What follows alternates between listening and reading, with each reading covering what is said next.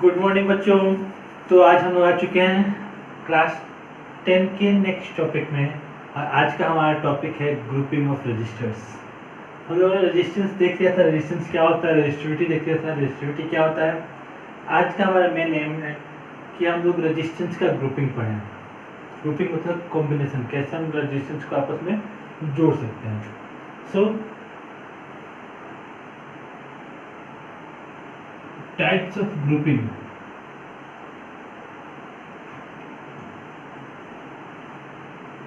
Grouping हम 3 type से कर सकते हैं। पहला होता है सीरीज ग्रुपिंग,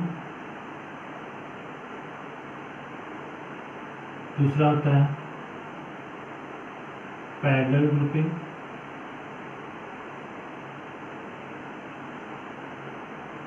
और तीसरा होता है मिक्स्ड ग्रुपिंग। मिक्स ग्रुपिंग हमको नहीं पढ़ना है। बेसिकली मिक्स ग्रुपिंग क्या है, तो सीरीज ऑफ पैरेलल का कॉम्बिनेशन तो देखेंगे, वो भी है सब साथ में। तो बेसिकली हम लोग यही दो को लेकर चलते हैं। सीरीज ग्रुप और पैरेलल कंबाइंड जा रहा था, उसको मिक्स करते हैं। तो हम लोग सीरीज और पैरेलल को लेकर चल रहे हैं। सबसे पहले हम स्टार्ट करते हैं सीरीज ग्रुपिंग के साथ। तो हमारा टॉपिक आज के देखते हैं सीरीज ग्रुपिंग ऑफ रजिस्टर्स। तो रजिस्टर्स का सीरीज ग्रुपिंग, किस तरह से रजिस्टर्स को हम सीरीज में कनेक्ट कर सकते हैं। तो हम लोग को याद है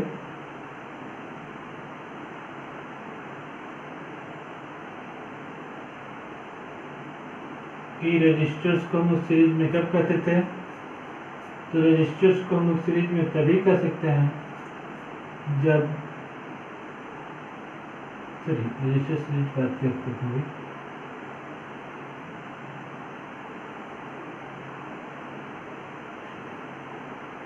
हम लोग 3 रजिस्टर को सीरीज में ले रहे हैं, R1, R2 और R3। 3 रजिस्टर्स हैं, तीनों सीरीज में है। क्वेश्चन है कि रजिस्टर्स सीरीज में कब होंगे। When we can say that the resistance, the given resistance are in series. So ये इसके यूज हैं। So we can say that simply we can define the resistance are to be said to be in series. So two or more resistance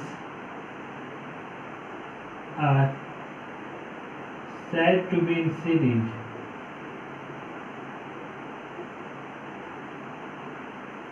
if same current passes through them.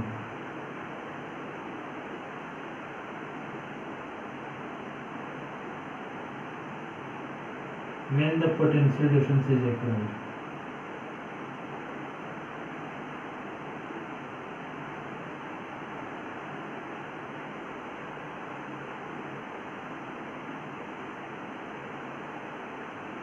And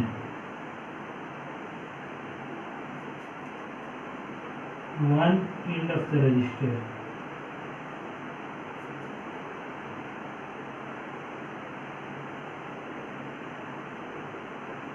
is connected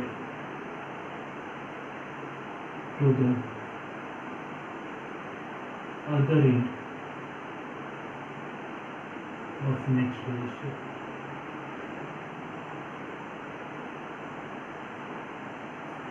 So we can say that two resistance are in series. 2 resistance को हम series में कर रहे हैं। कब series में कर रहे हैं कि अगर सपोज कीजिए एक बैटरी है, बैटरी से कुछ करंट निकला, करंट कितना निकला, आई।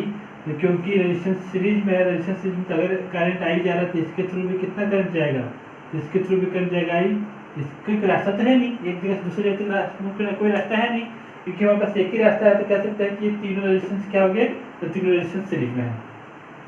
So we can say that series resistance are 2 or more resistance are said to be in series if only a particular current is allowed to flow through them. मतलब सबके through same current pass होगा। तो इसके current इसके through भी आई, इसके through भी आई, इसके थ्रू भी आई करंट पास हो रहा है।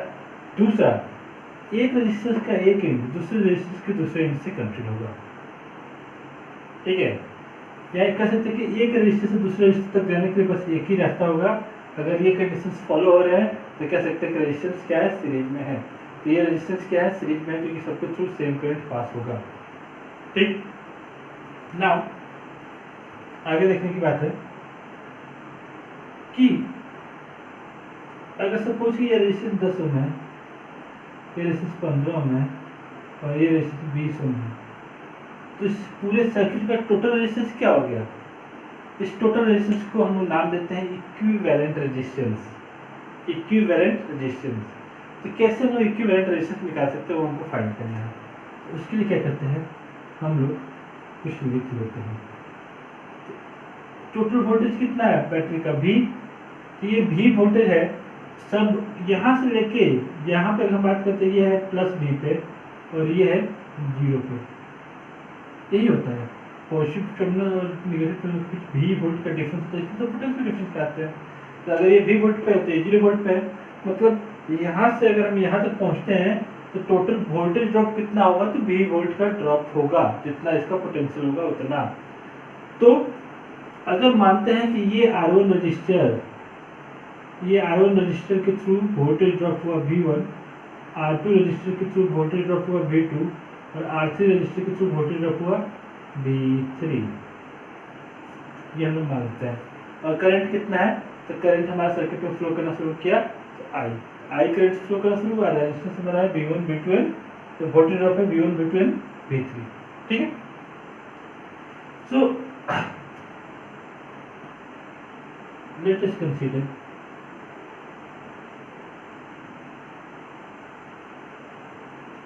three resistors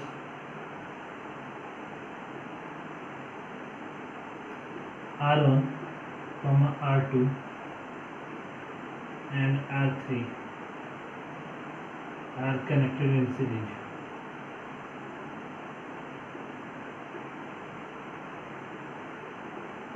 With a battery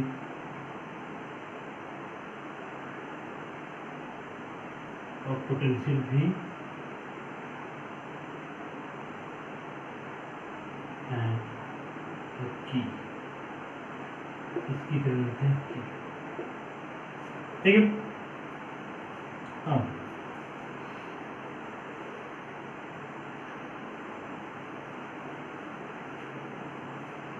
if I is the current, if I is the current passing through the circuit and V1, V2, V3 with the potential drop,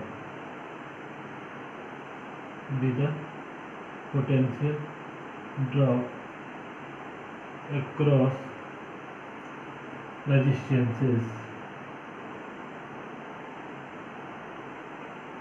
R1, R2 and R3 respectively.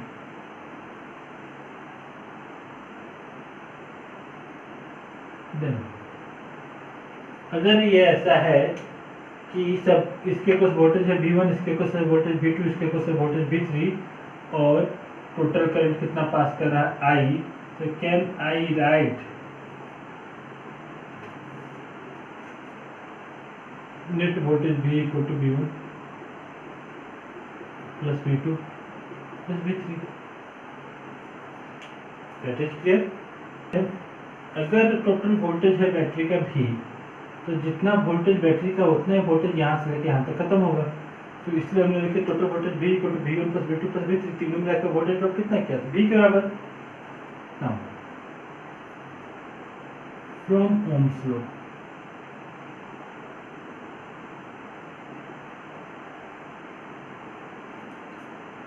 अगर total voltage है V, total current है I और circuit का total equivalent resistance है R, Ohm's law क्या कहता है, तो V इक्वल टू I कहता है, यही हम लोगों ने पढ़ा था। ठीक है, सिमिलरली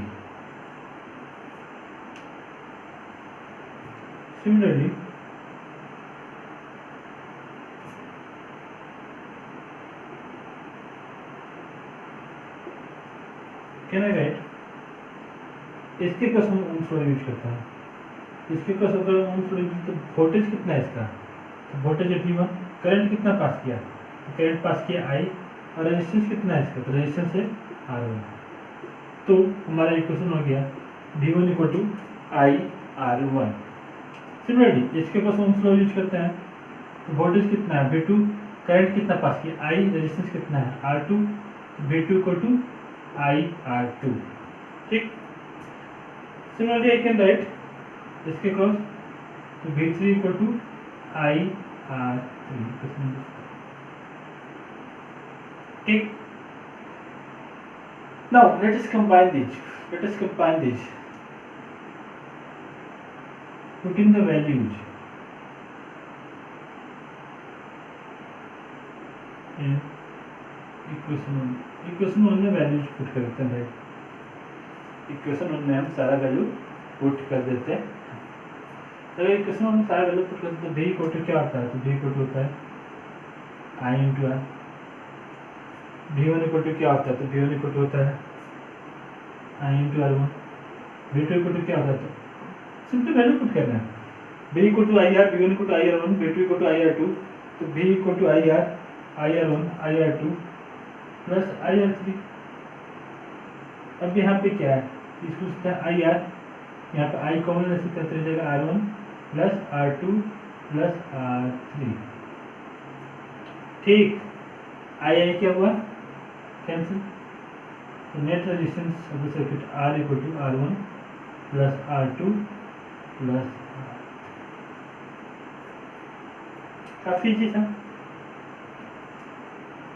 ये था ना, कुछ तो इसमें नहीं था। सिंपली क्या किया, तो इसका लिए ओम्स लॉ लिखे, इसके लिए ओम्स लॉ लिखे, इसके लिए ओम्स लॉ लिखे, और सारा के वैल्यू पुट कर दिए, आई काट दिए, तो R इक्वल टू क्या हो गया था, R1 plus R2 plus R3। किसी को दिक्कत लग रहा है क्या, दिक्कत लग रहा है मतलब ध्यान से नहीं देख रहे हो वीडियो को। तो अगर पूरे सर्किट का रेजिस्टेंस को हम लोग R इक्विवेलेंट से डिनोट करें, नेट रेजिस्टेंस, इक्विवेलेंट रेजिस्टेंस, कुछ भी बोलते हैं, सीरीज रेजिस्टेंस, RS से लिखते हैं, सीरीज RS, तो ये क्या आ गया, तो ये आ गया R1 plus R2 plus R3, और R equivalent is equal to RI summation I equal to 1, I equal to N। अगर सर्किट में N रेजिस्टेंस रहते हम क्या करते हैं, तो सबको सिंपली हम लोग ऐड कर देते, R1 plus R2 plus R3, कब तक, तो N टाइम्स तक। This is how we can find the equivalent resistance in the case of series resistance. Series में जब रेजिस्टेंस आता है तो किस तरह से हम इक्विवेलेंट रेजिस्टेंस फाइंड कर सकते हैं। ठीक है, clear.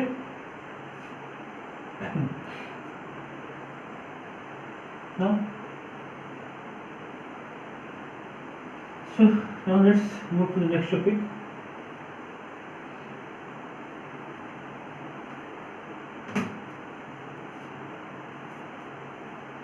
The next topic is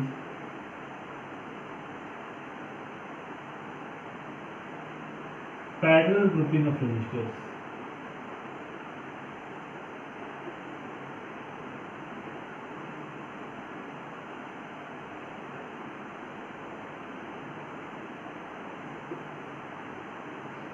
registers को क्या करना है, अभी रजिस्टर्स को हम लोग पैरेलल में ऐड करना है। तो पहला क्वेश्चन है कि भाई डिफिनीशन क्या होता है, कैसे कहेंगे कि रेजिस्टेंस पैरेलल में है।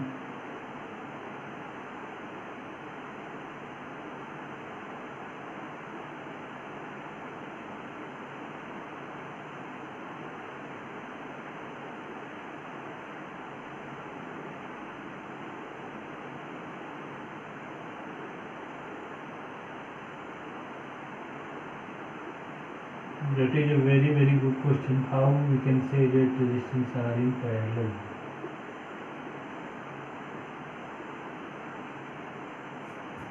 तो एक चीज पता है भाई, क्या पता है कि बैटरी से जितना करंट निकलेगा उतना ही करंट पहुंचेगा। आई करंट गया तो आई करंट पहुंचा, क्लियर। करंट का डायरेक्शन क्या होगा, तो प्लस से माइनस की तरफ, क्लियर। अब अगर आई करंट गया, यहाँ पे जाने के बाद इसको 3 को रास्ता मिल गया, क्योंकि यहाँ पे इसके पास 3 रास्ते हैं, 3 रास्ते अगर इसके पास हैं तो करंट ऑब्वियसली डिवाइड होगा, ठीक है ना। हमारे घर में हम अकेले थे, जब तक अकेले थे तो जो भी मिठाई आता था अकेले खा लेते थे, मम्मी पापा नहीं खाते थे तो। बट अब हम लोग 3 हो गए तो क्या अब अकेले खा लेंगे? नहीं, तो उसका बंटवारा होना ही होना है। ऐसा भी हो सकता है कि छोटा वाला को ज़्यादा मिल जाए, ऐसा भी हो सकता है कि छोटा वाला को कम मिल जाए, किसी को ज़्यादा किसी को कम मिल सकता है, तो डिपेंड करता है घर की सिचुएशन पे। तो यहाँ पे जब करंट आया आई और करंट एक, अब यहाँ पे आ गया 3 भाई, सॉरी करंट आया आई और करंट को मिल गया यहाँ पे डिवाइड होने को, तो करंट तो डिवाइड होगा ही होगा। तो हम लोग करंट को डिवाइड कर लेते हैं, एक को ले लिए करंट में I1, एक में करंट ले लिए I2, एक में करंट ले लिए I3। तो क्या हुआ, जैसे ही हमने रेजिस्टेंस को पैरेलल में ऐड किए, अब करंट सबके थ्रू सेम नहीं जा रहा है, एक एंड से दूसरे एंड तक जाने के लिए हमारे पास डिफरेंट रास्ते आ गए हैं। एक एंड से दूसरे एंड तक जाने के लिए हमारे पास कई रास्ते आ गए हैं। So now we can say that these resistors are not in series, and if they are not in series, तो ये किस कॉम्बिनेशन में है, किस ग्रुपिंग में है? इस ग्रुपिंग को हम लोग बोलते हैं parallel grouping. So how we can say that the resistors are in parallel? Is it necessary if the resistors are not in series then they must be in parallel? No, this is not necessary. ऐसा बिल्कुल भी जरूरी नहीं है कि अगर resistance series में नहीं है तो पैरेलल में होंगे, ऐसा बिल्कुल भी जरूरी नहीं है। तो क्या होगा, तो कह सकते हैं कि रेजिस्टेंस पैरेलल में होंगे अगर हर रेजिस्टेंस के थ्रू डिफरेंट करंट पास करे, पहला कंडीशन। दूसरा, मान लेते हैं 20 वोल्ट है, 20 वोल्ट नहीं है, मानते हैं कि 10 वोल्ट का बैटरी है, तो ये एंड कितना पे होगा 10 वोल्ट पे, और इसका अदर एंड कितना पे होगा 0 वोल्ट पे, क्योंकि यहाँ से आपकी पोटेंशियल डिफरेंस होगा 10 वोल्ट का। ये यहाँ पे वोल्टेज ड्रॉप नहीं मानना है क्योंकि ये वायर है, कि रेजिस्टेंस ड्रॉप होगा वोल्टेज और रेजिस्टेंस के थ्रू हो रहा है, ये हमें मान के चल रहा है। तो अगर हम इस रास्ते से जा रहे हैं तो यहाँ पे 10, यहाँ पे 0, तो यहाँ से यहाँ आने में कितना वोल्टेज का ड्रॉप हुआ, वो सिर्फ 10 वोल्ट। इस रास्ते से भी जा रहे थे, कितना वोल्टेज का ड्रॉप हुआ, वो सिर्फ 10 वोल्ट। इस रास्ते से भी जा रहे थे, कितना वोल्टेज का ड्रॉप हुआ, क्योंकि यहाँ पे है 10 वोल्ट पे, ये है 0 पे, तो इस पॉइंट और इस पॉइंट के बीच का पोटेंशियल कितना हुआ, तो 10 volt potential difference. So again we consider 10 volt. So what we can see that if the potential of the battery is 10 volt, the potential drop through each resistor is going to be the same as that of battery. So we can say that the potential of a battery, we can say that if some resistance, 2 or more resistance are in parallel, then each resistance must have same potential drop. सारे resistance के across potential drop same होगा, current different पास करेगा, और सबसे important कि हर resistance का एक and किसी एक कॉमन पॉइंट से कनेक्टेड हो। देखो ये एंड कॉमन पॉइंट से, दूसरे एंड दूसरे कॉमन पॉइंट से। अगर ये 3 कंडीशंस फॉलो हो रहे हैं तो हम कह सकते हैं कि रेजिस्टेंस क्या है, तो रेजिस्टेंस पैरेलल में है। तो पहला कंडीशन क्या है कि सभी रेजिस्टेंस के थ्रू वोल्टेज ड्रॉप सेम होगा। दूसरा कंडीशन क्या है, तो रेजिस्टेंस का एंड एक कॉमन पॉइंट से जुड़ा होगा। तीसरा पॉइंट क्या है, तो डिफरेंट करंट पास करेगा। ये नेसेसरी नहीं होगा अगर वोल्टेज रेजिस्टेंस का वैल्यू सेम हो जाएगा तो 2 पॉइंट हम लोग चल सकते हैं, वोल्टेज ड्रॉप सेम होगा और एंड्स क्या होगी, कॉमन पॉइंट से जुड़े रहेंगे। तो हम लोग इसके लिए डिफिनेशन लेके आएंगे। हमारा आज का लेटेस्ट डिफिनेशन आ रहा है, वो डिफिनेशन क्या कह रहा है, तो कह सकते हैं 2 और more resistance are said to be in parallel. 2 or more resistance are said to be parallel if the voltage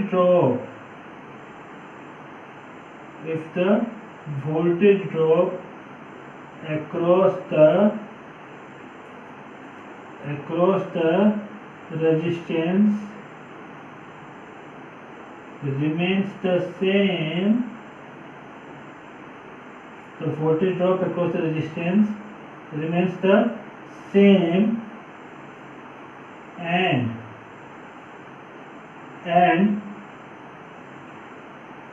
ends of the resistor must be joined to a common point. अगर रेजिस्टर्स के and एक common point से जुड़े हुए हो और सभी resistors के क्रॉस सेम वोल्टेज ड्रॉप हो, तो कह सकते हैं कि रेजिस्टर्स किस में है, तो रेजिस्टर्स पैरेलल में। देखें हम लोग कि दो या दो से ज्यादा रेजिस्टेंस को हम लोग पैरेलल में तभी कहेंगे जब दोनों रेजिस्टेंस के बीच में, जब दो या दो से ज्यादा रेजिस्टेंस के बीच में सेम पोटेंशियल ड्रॉप हो, सबके क्रॉस पोटेंशियल ड्रॉप सेम हो। करंट डिफरेंस जा भी सकता है, नहीं भी जा सकता, वो तो डिपेंड करता है। और क्या होना चाहिए, तो रेजिस्टेंस के एंड एक कॉमन पॉइंट से जुड़े हों।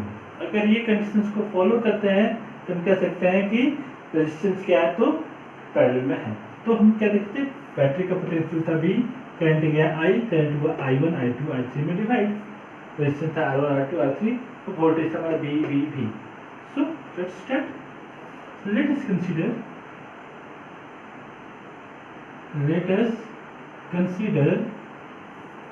three resistors. तीन रजिस्टर को लेके चल रहे हैं। बहुत जगह पे दो रजिस्टर्स को लेकर चलता है, फिर तीन रजिस्टर्स, हम सीधे तीन रजिस्टर लेकर चलते हैं। क्यों दो रजिस्टर्स को लेकर दिमाग खराब करने का है। So let us consider three resistors R1, R2 and R3 are connected in parallel.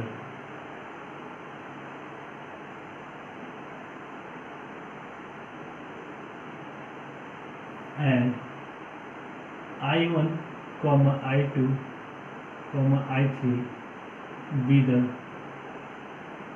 current passing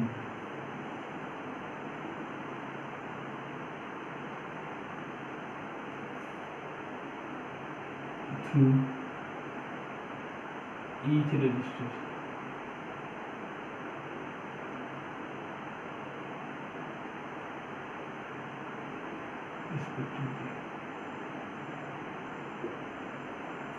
ठीक है, तो डिफरेंट करंट पास हो रहा है डिफरेंट रेजिस्टर्स के across. Fine. Now if V is the potential और V is the common potential drop, सबके across potential drop same होने वाला है भाई। अगर V है common potential drop, if V is the common potential drop, then can I write for the whole circuit the total potential V is equal to total current I resistance. Oh no, wait. Can I write that I equal to I1 plus I2 plus I3? कोई doubt नहीं है, I equal to I1 plus I2 plus I3 होगा ही होगा। हमने लाया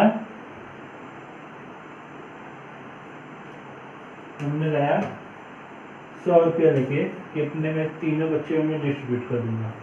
तो obviously अगर ये 100 रुपया है तो तीनों बच्चों में जो मैंने पैसे डिस्ट्रीब्यूट किए हैं तो तीनों का सम 100 तो होगा ही होगा। तो अगर आई करंट आ रहा है तो डिस्ट्रीब्यूट हुआ है I equal to I1 plus I2 plus I3, तो no point discussion there.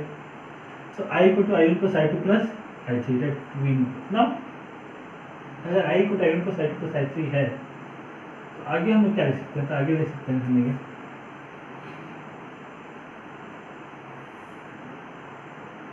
from Ohm's law,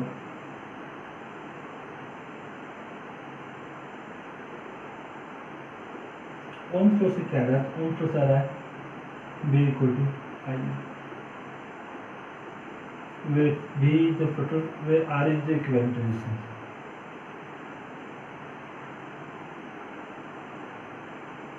R क्या है, टोटल सर्किट का इक्विवेलेंट रेजिस्टेंस। Now, similarly,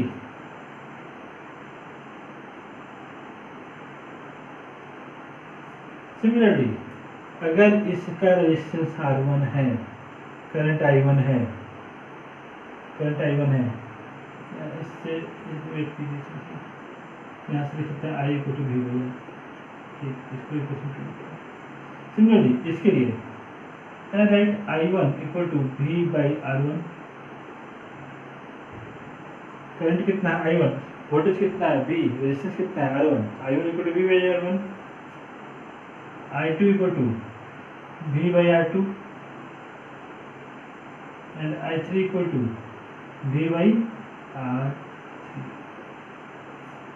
तो ये हमारे डिफरेंट इक्वेशंस हो गए और वो हमारा हो गया different values. Now putting all this values, all these values and equation 1 में वैल्यू पुट करता है। I इक्वल टू क्या है, I equal to V by R, I1 equal to V by R1, I2 equal to V by R2, I3 equal to V by R3। हम इसको लिखते हैं V by R, यहाँ पर V कॉमन ले लेंगे तो 1 by R1 plus 1 by R2 plus 1 by R3.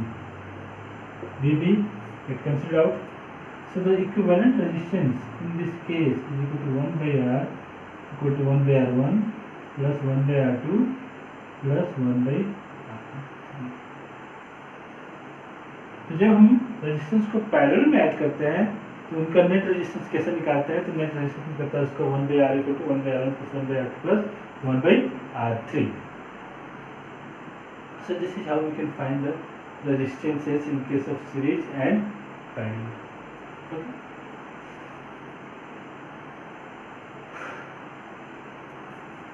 Now this equation can also be written as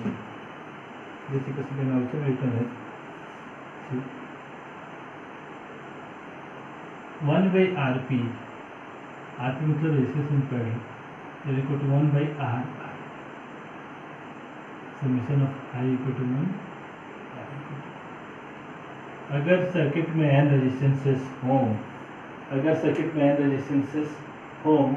तो हम लोग लिख सकते हैं कि जो नेट रेजिस्टेंस हो जाएगा तो उन रेजिस्टेंस के निकालेंगे, सिंपली सबको इन्वर्सली ऐड करते चले जाएंगे तो हम लोग नेट रेजिस्टेंस फाइंड कर सकते हैं। Fine. Now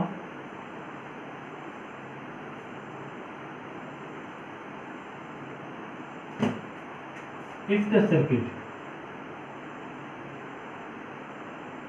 the circuit has an identical resistance in parallel,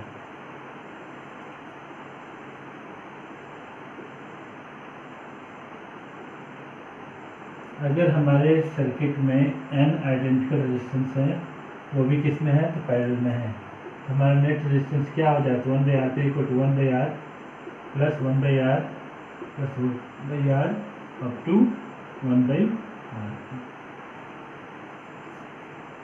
N time तक ऐड किए,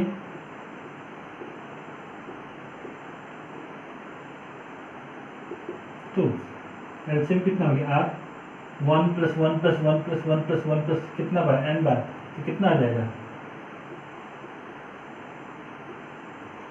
1 by RP equal to n by R, और RP अगर निकालते हैं रेजिस्टेंस इन पैरेलल तो ये क्या जाते हैं R by, that is the resistance will become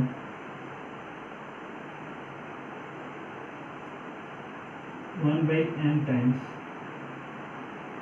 the actual resistance।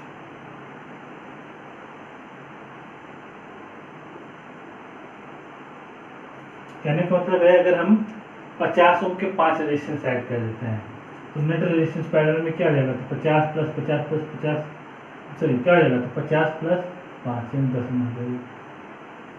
तो अगर हम रेजिस्टेंस को पैरेलल में ऐड कर रहे हैं तो रेजिस्टेंस को पैरेलल में ऐड करने पे हमको क्या मिलता है, तो रेजिस्टेंस को पैरेलल में ऐड करने पे हमको रेजिस्टेंस जो मिलता है वो कम होता है, क्योंकि हम सीरीज में ऐड करेंगे तो रेजिस्टेंस हमारा क्या होगा, तो रेजिस्टेंस हमारा बढ़ने वाला है। ठीक है, तो ये हमको ध्यान रखना है।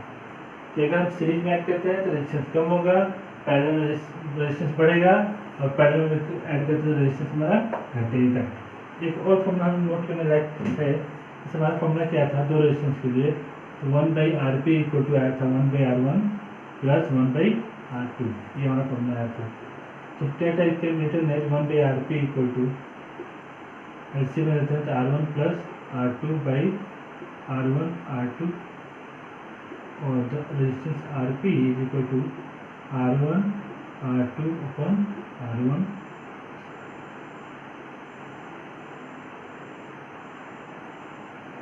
तो सिंपली हम ये फॉर्मूला पुट करके भी हम दो रेजिस्टेंस का पैरेलल का वैल्यू निकाल सकते हैं, तीन रेजिस्टेंस का पैरेलल इसको हम कॉमन फॉर्म निकाल सकते हैं। That is the different thing, कैसे निकालना कैसे नहीं निकालना। बेसिकली इसके पीछे का हमको दोनों फॉर्मूले याद रखना है, उसको डिविजन याद रखना है। ये हम दोनों चीज़ कर लेंगे, ठीक है, अगले क्लासेस पहले, ठीक है।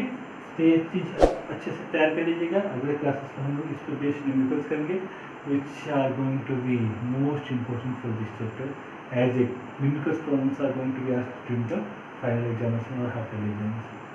So for today this is it. Now we'll see you in the next. तब तक के लिए सभी को गुड नाइट।